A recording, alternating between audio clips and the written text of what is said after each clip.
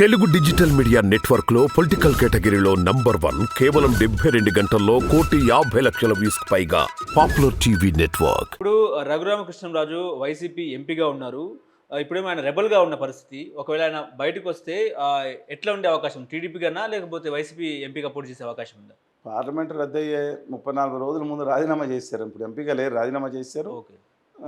పదవికి యాక్చువల్గా ఆయన ముందు చేస్తుంటే బాగుండేదేమో.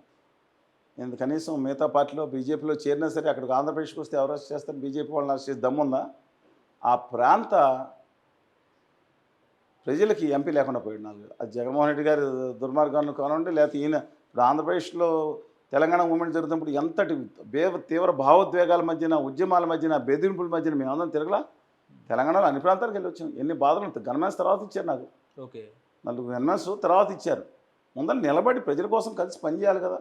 సరే, ఏదేమైనా సరే ఆయన ఏ పార్టీ వచ్చినా ఆయన ఎంపీ అంటున్నారు కదా, చూసారా? డెఫినెట్గా ఏ పార్టీ వచ్చి నేనే పోటీ చేస్తానని అన్నారంటే మరి ఆ పార్టీలు అలా పడిపోయినాయో లేదో, ఆ విలువ పడిపోయినా లేదో, ఈయన విలువ అక్కడ ఉందో లేదో నాకు తెలియదు. బహుశా ఈయన విలువే ఎక్కువ ఉండి ఉంటుంది. ఎందుకంటే అన్ని పార్టీలకు సౌతీడుగా ఉంటాడు. నేను వ్యక్తిగతంగా గొప్పకొని మిగతా వాళ్ళని నొప్పించే మనస్తత్వం కాదు, కానీ ఆ పార్టీలు చూసి జాలి కలుగుతున్నారు. ఏ పార్టీ అయితే నేను పోటీ చేసి, ఏ పార్టీ అని నేనే పోటీ చేస్తాననే సందర్భాలు 1-2 సార్లు టీవీలో చూశాను. నేనే అభ్యర్థిని, ఆ పార్టీని నిర్ణయించుకోవాలి. But letters wait and see. కానీ ఆయన నిలబడితే ఆయన కాదు, నర్సాపురం కాన్స్టిట్యున్సీలో మిమ్మల్ని నిలబెట్టని నెగ్గుతారు. 1989లో ఎన్టీ రామారావు గారు 30 సీట్లతో 89 వరకు కొనసాగిన పార్లమెంట్లో పడిపోయి 2 సీట్లు నెగ్గారు.